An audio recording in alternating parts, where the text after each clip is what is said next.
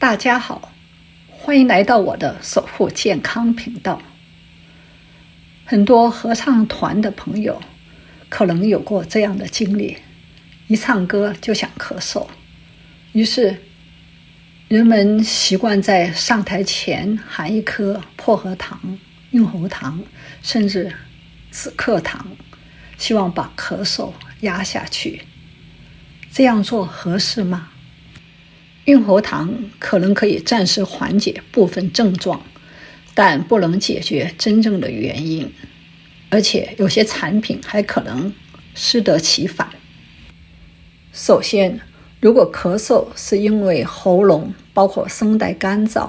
含一颗润喉糖确实可以刺激唾液分泌，让口腔和咽喉感觉比较舒服，但它并不能真正滋润声带，因为声带位于气管的入口，糖果并不能直接接触到声带。其次，很多薄荷糖虽然吃起来凉凉的，很舒服，让人产生一种嗓子通了的感觉，但没有真正的改善声带的状态。一阵过去以后，反而觉得更干，更想咳嗽。另外，唱歌前含薄荷糖对部分敏感的人来说，可能会刺激鼻腔和咽喉黏膜，使分泌物过于增多，加重鼻后滴漏，反而更想清嗓子或咳嗽。还有，薄荷还可能使部分人的胃食管反流更容易发生，引起咳嗽或发声不当。如果含止咳糖，尤其是含有局部麻醉成分的产品，更要谨慎。它可以暂时降低咽喉的敏感度，让你感觉不那么想咳嗽了，但是可能会掩盖声带疲劳和损伤的警讯，使您不知不觉地用力过度。那么，唱歌时咳嗽如何缓解呢？首先要找出咳嗽的原因，如果伴有感冒、过敏、鼻后滴漏、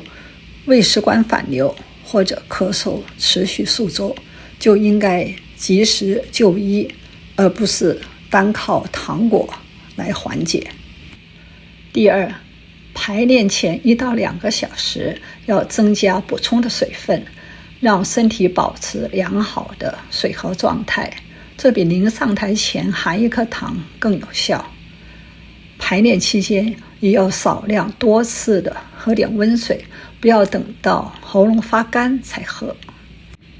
第三，唱歌前别吃得太饱，因为唱歌时腹部需要用力支撑，胃太饱容易增加胃酸反流，刺激咽喉和声带，引起清嗓咳嗽，影响演唱。演出前2到3个小时吃完正餐，7、8分饱是保护嗓子的好习惯。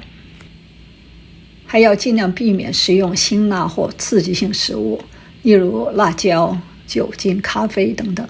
这些食物可以刺激咽喉黏膜，并增加胃酸反流的风险，从而加重咳嗽或声音不适。第四，唱歌前先做5到10分钟的开嗓练习，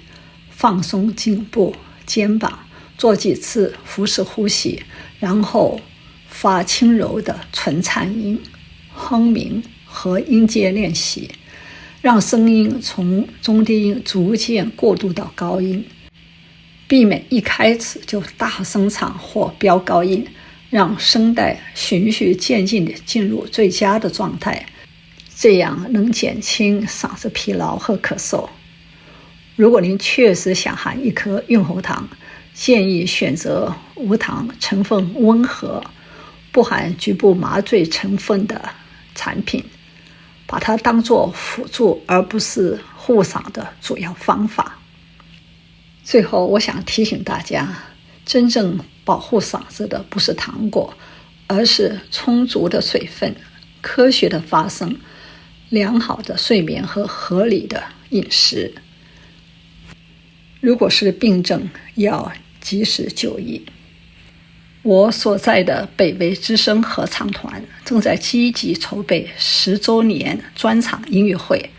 大家在刻苦排练、精益求精的同时，也别忘了科学护嗓，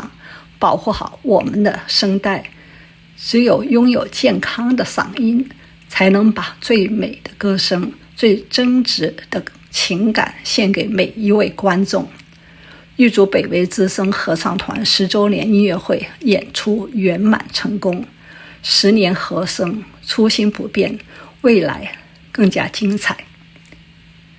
那好，今天的视频我就分享到这里，谢谢您的收看，我们下期再见。